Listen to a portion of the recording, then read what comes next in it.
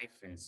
நம்ம இன்னைக்கு என்ன பார்க்க போறோம்னா, நம்ம இன்னைக்கு நேச்சுரல் லாங்குவேஜ் ப்ராசஸிங் பத்தி பார்க்கலாம். ஸோ நேச்சுரல் லாங்குவேஜ் ப்ராசஸிங்னா என்ன? அதோட அப்ளிகேஷன் நம்ம எங்கெங்க யூஸ் பண்றோம் அப்படின்னு சொல்லிட்டு நம்ம பார்க்கலாம். ஸோ நமக்கு எல்லாமே தெரியும். கம்ப்யூட்டர் ப்ரோக்ராமிங் லாங்குவேஜ் பத்தி தெரியும்.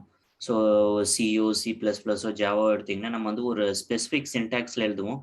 அது எழுதி நம்ம ஒரு கம்பைலர்ல குடுத்து, அது கம்பைல் பண்ணி நமக்கு டிசைர்ட் அவுட்புட் வரும். நம்ம இன்புட் குடுத்தோம்னா, அதுக்கு டிசைர்ட் அவுட்புட் வரும். ஸோ இதுதான் ஒரு கம்ப்யூட்டர் ப்ரோக்ராமிங் லாங்குவேஜ். ஸோ இது எப்படி நேச்சுரல் லாங்குவேஜ்ல இருந்து டிஃபர் ஆகுதுன்னா, இந்த நேச்சுரல் லாங்குவேஜ்ன்ற பேர் எப்படி வந்ததுன்னு நீங்க பார்த்தீங்கன்னா, நம்ம நேச்சுரலா நம்ம பேசுற லாங்குவேஜ் தான் நேச்சுரல் லாங்குவேஜ்ன்னுவாங்க. இது ஏன் நேச்சுரல் லாங்குவேஜ்ன்றாங்கன்னா, ஏன்னா இன்னொரு டெர்மும் இருக்கு பார்த்தீங்கன்னா ஆர்டிஃபிஷியல் லாங்குவேஜ். ஸோ ஆர்டிஃபிஷியல் லாங்குவேஜ்னா நம்ம கம்ப்யூட்டர் லாங்குவேஜா இருக்கட்டும், எதுவா இருக்கட்டும், அது எல்லாமே பார்த்தீங்கன்னா ஒரு ஆர்டிஃபிஷியல் லாங்குவேஜ். ஸோ நம்ம நேச்சுரலா நம்ம பேசும்போது நெறைய லாங்குவேஜ் நம்ம இது பண்றோம்ல, அதான் பார்த்தீங்கன்னா நேச்சுரல் லாங்குவேஜ்னு சொல்லுவோம். ஸோ இது நீங்க நேச்சுரல் லாங்குவேஜ்னா எல்லாமே வெறும் ரிட்டன் ஃபார்ம்ல இருக்க லாங்குவேஜ் மட்டும் எடுத்துக்காதீங்க. நெறைய லாங்குவேஜ் இருக்கு. இது ரிட்டன் ஃபார்ம்ல இல்லாத வெறும் ஸ்போக்கன் லாங்குவேஜ் கூட நெறைய இருக்கு. ஸோ அதுவும் பார்த்தீங்கன்னா நேச்சுரல் லாங்குவேஜ் தான் வரும். ஸோ இது நேச்சுரல் லாங்குவேஜ்னா நம்ம என்னன்னு பார்த்தோம். இப்ப நேச்சுரல் லாங்குவேஜ் ப்ராசஸிங்னா என்னன்னு பார்ப்போம். ஸோ நேச்சுரல் லாங்குவேஜ் ப்ராசஸிங்னா இந்த மாரி நேச்சுரல் லாங்குவேஜ் நம்ம எப்படி ப்ராசஸ் பண்ணறது, எப்படி நம்ம அனலைஸ் பண்ணறது. ஸோ இந்த மாரி ஏன் நம்ம அனலைஸ் பண்ணோம்னா, நமக்கு நெறைய டேட்டா இருக்கு. ஸோ நமக்கு இப்போ ஆன்லைன்ல போனாலும் சரி, இல்ல நீங்க ஒரு எக்ஸாம்பிள் சொல்றேன். நீங்க ஆப்பிரிக்கால மட்டும் பார்த்தீங்கன்னா 4000 லாங்குவேஜஸ் பேசுறாங்க. இதுல நெறைய ரிட்டன் ஃபார்ம் இருக்காது. வெறும் ஸ்போக்கன் லாங்குவேஜா தான் இருக்கும். ஸோ ஒரு கான்டினென்ட்ல மட்டும் அவ்ளோ லாங்குவேஜ் பேசுறாங்க. நீங்க இப்ப இந்தியான்னு எடுத்தீங்கன்னா, அதிலேயே பார்த்தீங்கன்னா தௌசண்ட்ஸ் ஆஃப் லாங்குவேஜஸ் இருக்கு. நம்ம 18 லாங்குவேஜஸ் தான் ரிட்டன் ஃபார்ம் அண்ட் ஒரு 40, 50 லாங்குவேஜஸ் தான் ரிட்டன் ஃபார்ம்ல இருக்கும். ஆனா பார்த்தீங்கன்னா, 90% ஆஃப் தி லாங்குவேஜ் பார்த்தீங்கன்னா, இந்தியாவிலும் பார்த்தீங்கன்னா வெறும் ஸ்போக்கன் லாங்குவேஜா தான் இருக்கும். ஸோ இந்த மாரி லாங்குவேஜ் தான் பார்த்தீங்கன்னா நேச்சுரல் லாங்குவேஜ். இந்த லாங்குவேஜ் நமக்கு ஸ்போக்கன் ஃபார்ம்ல இருக்கு. ஆனா நமக்கு அது இவ்ளோ டேட்டா அவைலபிளா இருக்கிறது நம்மளால ப்ராசஸ் பண்ண முடியாது. ஸோ இத ப்ராசஸ் பண்றதுக்கு தான் பார்த்தீங்கன்னா, நம்ம நேச்சுரல் லாங்குவேஜ் ப்ராசஸிங் யூஸ் பண்ணுவோம். சில டெக்னிக்ஸ்லாம் யூஸ் பண்ணுவோம். ஸோ இந்த மாரி நமக்கு நெறைய டேட்டா இருக்கும்போது அத ப்ராப்பரா அனலைஸ் பண்றதுக்கு நம்ம நெறைய டெக்னிக்ஸ் யூஸ் பண்ணுவோம். ஸோ இந்த மாரி யூஸ் பண்றதுனால என்ன யூஸ்னா அந்த நெறைய டேட்டால இருந்து நம்மளால சில விஷயத்தலாம் இன்ஃபர் பண்ண முடியும். ஸோ இதுக்கு தான் நம்ம நேச்சுரல் லாங்குவேஜ் யூஸ் பண்ணுவோம். ஸோ நம்ம ஒரு சில அப்ளிகேஷன்ஸ்லாம் பார்ப்போம். ஸோ ஒரு சில அப்ளிகேஷன்ஸ் பார்த்தா நமக்கு ஒரு ஐடியா கிடைக்கும். எங்கெங்கலாம் இந்த நேச்சுரல் லாங்குவேஜ் ப்ராசஸிங் யூஸ் பண்றோம் அப்படின்னு சொல்லிட்டு. ஸோ ஃபர்ஸ்ட் இது பார்த்தீங்கன்னா சென்டிமெண்டல் அனாலிசிஸ். ஸோ சென்டிமெண்டல் அனாலிசிஸ்னா என்னன்னா ஒரு ஒரு டெக்ஸ்ட்டோ இல்ல ஒரு பீஸ் ஆஃப் டெக்ஸ்ட்டோ ஒரு குரூப் ஆஃப் சென்டென்ஸ் உங்களுக்கு குடுத்துட்டாங்க. அதுலருந்து நீங்க எப்படி இருக்கு அந்த சென்டிமென்ட்ன்னு சொல்லிட்டு அனலைஸ் பண்ணது தான் பார்த்தீங்கன்னா, சென்டிமெண்டல் அனாலிசிஸ். ஸோ இது எங்க யூஸ் பண்ணுவோம்? இது நெறைய இடத்துல யூஸ் பண்ணுவோம். இப்போ ஒரு கஸ்டமர் நம்மகிட்ட பேசிட்டு இருக்காங்க. அப்போ அவங்களோட சென்டிமென்ட் எப்படி இருக்குன்னு நம்ம அனலைஸ் பண்ணணும். அப்புறம் நீங்க நெறைய ரிவ்யூ இதெல்லாம் பார்த்திருப்பீங்க. நீங்க Amazon ஆகட்டும், Flipkart ஆகட்டும், அதுல நெறைய ரிவ்யூ கமெண்ட்ஸ் குடுப்பாங்க. அப்ப அந்த ஃபுல் ரிவ்யூ கமெண்ட் அவங்க 1 ஸ்டார், 2 ஸ்டார்ன்னு குடுத்தாலும், அவங்க ஆனா அந்த எந்த சென்டிமென்ட்ல அத அவங்க பேசியிருக்காங்க. ரொம்ப பாசிட்டிவ் சென்டிமென்ட்ல பேசியிருக்காங்களா? இல்ல நெகட்டிவ் சென்டிமென்ட்ல பேசியிருக்காங்களா? அப்படின்னு சொல்லிட்டு நீங்க சென்டிமெண்டல் அனாலிசிஸ் யூஸ் பண்ணுவோம். ஸோ இது ரொம்ப ஃப்ரீக்வென்ட்லி நெறைய இடத்துல யூஸ் பண்றோம். இது நம்ம Facebook கமெண்ட்ல கூட பார்க்கலாம். Twitterல கூட பார்க்கலாம். Twitterல கூட பார்த்தீங்கன்னா, நீங்க ஹேட் ஸ்பீச்ன்றாங்க. அந்த மாரி ஹேட் ஸ்பீச்லாம் ரிமூவ் பண்ணணும்னா, அப்ப அதோட சென்டிமென்ட்லாம் நீங்க கால்குலேட் பண்ணணும். ஹேட் ஸ்பீச் க்ளோஸா உங்களோட சென்டிமென்ட் இருந்ததுன்னா, அந்த ட்வீட் ஆட்டோமேட்டிக்கா ரிமூவ் பண்ணிடும் Twitter. ஸோ இந்த மாரி நெறைய இடத்துல யூஸ் பண்றாங்க. நெக்ஸ்ட் பார்த்தீங்கன்னா speech recognition. So natural language ப்ராசஸிங்னா ஒரு ப்ராடர் சென்ஸ் பார்த்தீங்கன்னா வெறும் ரிட்டன் லாங்குவேஜ் மட்டும் இல்ல நான் ஏற்கனவே சொல்லியிருந்தேன். இது பார்த்தீங்கன்னா ஸ்பீச் ஆகட்டும், இல்ல வெறும் ஸ்போக்கன் லாங்குவேஜ் ஆகட்டும், இது எல்லாமே பார்த்தீங்கன்னா ஒரு NLPயோட ஒரு அப்ளிகேஷன். ஸோ உங்க ஸ்பீச் டெக்ஸ்ட்டா கன்வெர்ட் பண்ணதுக்கப்புறம் நீங்க ஏற்கனவே நம்ம டெக்ஸ்டுவல் ஃபார்ம்ல வந்துருச்சுன்னா, அத அனலைஸ் பண்றதுக்கு நம்மகிட்ட ஏற்கனவே நெறைய டூல்ஸ் இருக்கு. ஸோ அந்த டூல்ஸ் வச்சு நம்ம அனலைஸ் பண்ணுவோம். தேர்ட் ஒன் பார்த்தீங்கன்னா டெக்ஸ்ட் கிளாசிஃபிகேஷன். ஸோ இந்த டெக்ஸ்ட் கிளாசிஃபிகேஷன் எந்த இடத்துல யூஸ் பண்ணுவோம்னு பார்த்தீங்கன்னா, நீங்க இப்ப நீங்க Chatbotலயே கூட பார்த்தீங்கன்னா உங்களோட எந்த இன்டென்ட் உங்ககிட்ட ஒரு 10 இன்டென்ட் இருக்கு. ஒரு சென்டென்ஸ் குடுத்து அது எந்த இன்டென்ட்ன்னு கிளாசிஃபை பண்ணதுக்கு, எந்த இன்டென்ட்டோட க்ளோஸா இருக்குன்னு கிளாசிஃபை பண்றதுக்கு நம்ம யூஸ் பண்ணுவோம். அப்புறம் நீங்க Google நியூஸ்லலாம் பார்த்தீங்கன்னா இந்த டெக்ஸ்ட் கிளாசிஃபிகேஷன்லாம் யூஸ் பண்றாங்க. ஸோ நீங்க இப்ப பாலிடிக்ஸ்னா பாலிடிக்ஸ் ஏத்த நியூஸ் எல்லாமே பார்த்தீங்கன்னா, பாலிடிக்ஸ் குரூப் ஆகும். அதுக்கப்புறம் சயின்ஸ் அண்ட் கம்யூனிட்டின்னு பார்த்தீங்கன்னா, அந்த சயின்டிஃபிக் நியூஸ் எல்லாம் அதில போய் குரூப் ஆகும். ஸோ இந்த மாரி டெக்ஸ்ட் கிளாசிஃபிகேஷன் அந்த இடத்துல யூஸ் பண்றாங்க. நெறைய இடத்துல இது யூஸ் பண்றோம் நம்ம. இந்த மாதிரி இதுக்கப்புறம் பார்த்தீங்கன்னா உங்ககிட்ட வந்து நிறைய டாக்குமெண்ட்ஸ் இருக்கு. அது வந்து எந்த கேட்டகரின்னு உங்களால கண்டுபிடிக்க முடியலன்னா அந்த இடத்துல கூட டெக்ஸ்ட் கிளாசிஃபிகேஷன் வந்து யூஸ் பண்ணுவோம். நெக்ஸ்ட் பார்த்தீங்கன்னா வந்து machine translation. So machine translation வந்துனா என்னன்னா வந்து உங்ககிட்ட வந்து ஒரு சென்டென்ஸ் கொடுத்துட்டாங்கன்னா அது வந்து ஒரு லாங்குவேஜ்ல இருந்து இன்னொரு லாங்குவேஜுக்கு வந்து டிரான்ஸ்லேட் பண்ணணும்.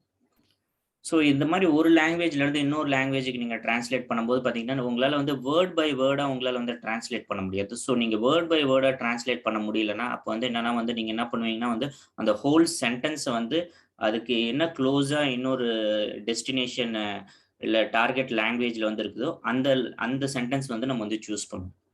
ஏன்னா இப்போ பார்த்தீங்கன்னா ஒரு லாங்குவேஜில் வந்து ஒரு வேர்டு இருக்கும், அதுக்கான எக்ஸாக்ட்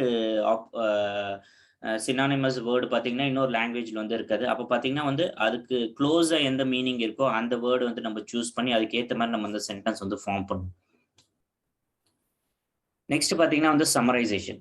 ஸோ சம்மரைசேஷன்னா பார்த்தீங்கன்னா வந்து உங்ககிட்ட ஒரு பெரிய டாக்குமெண்ட்ஸ் இருக்கு. நான் ஏற்கனவே சொன்ன நம்ம கிட்ட இருக்க டேட்டா வந்து பார்த்தீங்கன்னா ரொம்ப அபண்டன்ட்டாக இருக்கு. எக்கச்சக்கமான டேட்டா இருக்கு. நீங்க பார்த்தீங்கன்னா வந்து வேர்ல்ட்ல இருக்கிற நெறைய டேட்டா பார்த்தீங்கன்னா அனலைஸ்டா இருக்குது. அதுக்கப்புறம் பார்த்தீங்கன்னா அன்ஆர்கனைஸ்டா இருக்குது. ஸோ இந்த மாரி அன்ஆர்கனைஸ்டா இருக்கிற டேட்டா வந்து நமக்கு வந்து போய் படிச்சு இப்போ பார்த்தீங்கன்னா ஒரு நாளைக்கு Facebookல பார்த்தீங்கன்னா 1 பில்லியன் யூசர் வந்து ஆக்டிவா இருக்காங்க. ஸோ ஒரு நாளைக்கு ஒரு 10 ட்வீட் இல்ல 10 கமெண்ட் பண்ணா கூட பார்த்தீங்கன்னா வந்து 10 பில்லியன் கமெண்ட்ஸ் வந்து வருது. இது எல்லாத்தையும் அனலைஸ் பண்ணதுக்கு எப்படி முடியும் ஹியூமனால? ஸோ இந்த மாரி பார்த்தீங்கன்னா வந்து சம்மரைசேஷன் கொண்டு வரணும்னா வந்து சம்மரைசேஷன் தான் அது வந்து அனலைஸ் பண்ணும். அது வந்து ஈஸியா வந்து அனலைஸ் பண்ண முடியும். நெறைய எவ்ளோ Facebook போஸ்ட் போடுறாங்க. அந்த ஒரு போஸ்ட்டும் பார்த்தீங்கன்னா ஹியூமன் ரீட் பண்ணி இது வந்து ப்ராப்பரா இருக்கா? இல்லையா? இன்னாப்ராப்ரியேட்டா என்னான்னு சொல்லி ரீட் பண்ணுறதுக்குலாம் வந்து சான்ஸே கிடையாது. ஸோ அந்த இடத்துலலாம் வந்து சம்மரைசேஷன் மாரி கொண்டு வருவாங்க. ஒரு ஜிஸ்ட் மாரி வந்து இது இந்த இந்த பெரிய போஸ்ட் வந்து என்ன மீன் பண்ணுதுன்னு சொல்லி கொண்டு வந்து அதுலேருந்து நெறைய விஷயம் வந்து இன்ஃபர் பண்ணுவாங்க. நெக்ஸ்ட் பார்த்தீங்கன்னா வந்து question answering system. Question answering சிஸ்டம்னா நீங்க வந்து இப்போ வந்து ஒரு கொஸ்டின் கேட்குறீங்க, அதுக்கு வந்து ஒரு ரெஸ்பான்ஸ் வருது. இது வந்து நார்மலா ஸ்டாட்டிக் ரெஸ்பான்ஸாவும் இருக்கலாம். இல்லன்னா பார்த்தீங்கன்னா, ஒரு நாலேட்ஜ் பேஸ் மாரி பேக் எண்ட்ல இருந்துட்டு, அந்த பேக் எண்ட்ல இருந்து அத வந்து ஃபெட்ச் பண்ணி குடுக்குற மாரி வந்து அந்த மாரி வந்து விஷயம் இருக்கு. இது வந்து சிம்பிள்ல இருந்து காம்ப்ளெக்ஸ் சிஸ்டம் வரைக்கும் இது வந்து இருக்கு. இப்ப நீங்க பார்த்தீங்கன்னா, உங்க அலெக்ஸாவோ இல்ல வந்து கூகுள் அசிஸ்டன்ட்டோ நீங்க பார்த்தீங்கன்னா, நீங்க அலெக்ஸால ஒரு கேள்வி கேட்குறீங்க. அந்த கேள்விக்கு அது ரெஸ்பான்ஸ் எப்படி எடுத்துட்டு வந்து குடுக்குது? அது வந்து ஸ்பீச் வந்து கன்வெர்ட் பண்ணி அதுக்கப்புறமேல் அது வந்து இன்டர்நெட்ல சென்ட் பண்ணி அது ஒரு பேக் எண்ட்ல ஒரு பெரிய டேட்டா பேஸ் இருக்கும். அந்த டேட்டா பேஸ்ல இருந்து உங்களுக்கு வந்து ஆன்ஸர் வந்து ஃபெட்ச் பண்ணி குடுக்குது. ஸோ அதனால தான் உங்ககிட்ட இன்டர்நெட் இல்லன்னா, எதுவுமே இல்லன்னா, உங்க அலெக்ஸாவோ எதுவுமே வந்து ஒர்க் ஆகாது. ஏன்னா வந்து அதுக்கான சிஸ்டம் பார்த்தீங்கன்னா, உங்க அலெக்ஸா உள்ளேயோ இல்ல வந்து கூகுள் இது உள்ளேயோ வந்து கிடையாது.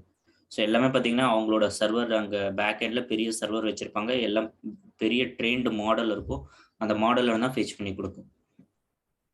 நெக்ஸ்ட் பார்த்தீங்கன்னா, இது சாட்பாட். சாட்பாட்ன்னு பார்த்தீங்கன்னா, இந்த அப்ளிகேஷன் பார்த்தீங்கன்னா, ரொம்ப ரொம்ப இப்ப வந்து ரொம்ப ஃபேமஸ் ஆயிட்டு இருக்கு. இது வந்து இப்போ ரொம்ப பாப்புலரும் ஆயிட்டு இருக்கு. நெறைய இடத்துல பார்த்தீங்கன்னா, இது வந்து யூஸ் பண்றாங்க. நீங்க எந்த ஒரு வெப்சைட் போனீங்கனாலும் சரி, நீங்க வந்து ஒரு ஒரு சாட்பாட் வந்து பார்க்கணும். நீங்க ஒரு பேங்கிங் வெப்சைட் போறீங்க, இல்ல நீங்க வந்து ஒரு அ ரியல் எஸ்டேட் வெப்சைட் போறீங்க, இல்ல எந்த வெப்சைட் போனீங்கனாலும் பார்த்தீங்கன்னா, அந்த இடத்துல வந்து உங்களால வந்து ஒரு சாட்பாட் வந்து பார்க்க முடியும். அவங்க வந்து நெறைய யூசர் இன்ஃபர்மேஷன் வந்து கேதர் பண்றாங்க. இப்ப நீங்க வந்து ஏன்னா வந்து ஆட்டோமேட்டிக்கா நீங்க கால் பண்ணோம்னா, நீங்க அந்த டேட்டாவ குடுத்தா போதும். உங்களுக்கு ஆட்டோமேட்டிக்கா ஒரு 10 மினிட்ஸ், 15 மினிட்ஸ்ல வந்து பேங்க்ல இருந்தே வந்து உங்களுக்கு வந்து கால் பண்ணும். ஸோ அந்த மாரி நெறைய இடத்துல வந்து யூஸ் பண்றாங்க. இது வந்து கம்பெனி உள்ளயும் யூஸ் பண்றாங்க. நெறைய ப்ராசஸ ரெடியூஸ் பண்றதுக்காக வந்து நெறைய இடத்துல வந்து இந்த சாட்பாட் யூஸ் பண்றாங்க. நெக்ஸ்ட் பார்த்தீங்கன்னா வந்து ஆப்டிகல் கேரக்டர் ரெகக்னிஷன் ஓசிஆர்ன்னுவாங்க. இது என்ன பண்ணும்னா வந்து உங்ககிட்ட ஒரு இமேஜ் இருக்குன்னா, அந்த இமேஜ வந்து அனலைஸ் பண்ணி அந்த இமேஜ்ல இருந்து பார்த்தீங்கன்னா, என்னென்ன டெக்ஸ்ட் இருக்கோ அத வந்து எக்ஸ்ட்ராக்ட் பண்ணும். ஸோ இது கூட நெறைய இடத்துல வந்து வந்து இதுக்கான அப்ளிகேஷன் இருக்கு. நீங்க வந்து இப்ப வந்து உங்ககிட்ட வந்து ஒரு பிடிஎஃப் ஃபைலா இருக்கு. அத வந்து நீங்க வந்து டெக்ஸ்ட்டா மாத்தணும். இல்ல உங்ககிட்ட வந்து ஏற்கனவே வந்து ஒரு ஸ்கேன்டு இமேஜ் ஃபைல் இருக்கு. அதுல பார்த்தீங்கன்னா, நெறைய வேர்ட்ஸ் இருக்கு. அப்போ வந்து அந்த இடத்துல கூட ஓசிஆர் வந்து யூஸ் பண்ணுவாங்க. ஸோ இதுவும் பார்த்தீங்கன்னா, ஏன்னா நம்மகிட்ட இருக்க ஃபார்ம்ஸ் பார்த்தீங்கன்னா, நெறையா அ இதுல வந்து நம்மகிட்ட டேட்டா இருக்கு. நாட் ஒன்லி நம்மகிட்ட டேட்டா வந்து டெக்ஸ்சுவலா இல்ல, இமேஜா இருக்கு, பிடிஎஃப்பா இருக்கு. அதுக்கப்புறம் வந்து சில சோசியல் மீடியா சைட்ஸ்ல இருக்கு. ஸோ இந்த மாரி வந்து நம்மகிட்ட இருக்கிற 99% ஆஃப் தி டேட்டா பார்த்தீங்கன்னா, எல்லா இடத்துலயும் ஸ்கேட்டர்டா டிஃபரண்ட் ஃபார்ம்ஸ்ல இருக்கு. ஸோ அந்த இடத்துல வந்து எந்தெந்த இடத்துலலாம் ஓசிஆர் இமேஜ், அதுக்கப்புறமேலு பிடிஎஃப் டாக்குமெண்ட்ஸ், அதுக்கப்புறமேலு இந்த இடத்துலலாம் வந்து ஓசிஆர் யூஸ் பண்ண முடியுமோ, அந்த இடத்துலலாம் வந்து ஓசிஆர் யூஸ் பண்ணி அந்த இமேஜ்ல இருந்து அந்த பிரிண்டட் டெக்ஸ்ட்ட வந்து நாங்க வந்து டெக்ஸ்ட்டா கன்வெர்ட் பண்ணுவாங்க. ஸோ இதெல்லாம் தான் பார்த்தீங்கன்னா வந்து NLPயோட அப்ளிகேஷன். ஸோ நான் இந்த இடத்துல வந்து ஒரு ஒரு 8 எக்ஸாம்பிள் தான் குடுத்துருக்கேன். ஆனா பார்த்தீங்கன்னா, உங்களோட அப்ளிகேஷனோட இது பார்த்தீங்கன்னா நெறையா இருக்கு. இதுக்கு வந்து லிமிட்டே கிடையாது. நீங்க NLP application top 50 NLP application, top 100 NLP application நீங்க Googleல அடிச்சா கூட உங்களுக்கு 100 NLP அப்ளிகேஷன் வரும். ஸோ அவ்வளோ அப்ளிகேஷன்ஸ் இருக்கு. ஸோ இது வந்து உங்களுக்கு ஒரு ஜஸ்ட் ஒரு ஐடியா தான் வந்து என்னென்ன மாதிரி இடத்துலலாம் வந்து எப்படி எப்படி யூஸ் பண்ணுறாங்க. NLPயோட அப்ளிகேஷன் பார்த்தீங்கன்னா ரொம்ப வாஸ்ட்டாக இருக்குது, ரொம்ப வைடாக இருக்குது, நம்ம நினச்சி பார்க்க முடியாத அளவுக்கு இருக்குது. ஆனால் அந்த அந்த நிறைய அப்ளிகேஷன்ஸ் நம்ம ஏற்கனவே யூஸ் பண்ணிகிட்டு இருக்கோம், நம்ம தெரியாத நம்ம வந்து யூஸ் பண்ணிகிட்டு இருக்கோம். ஸோ இந்த வீடியோ வந்து உங்களுக்கு பிடிச்சிருந்ததுன்னா வந்து சப்ஸ்கிரைப் பண்ணுங்கள், ஷேர் பண்ணுங்கள், லைக் பண்ணுங்கள். தேங்க்யூ ஃபார் வாட்சிங்.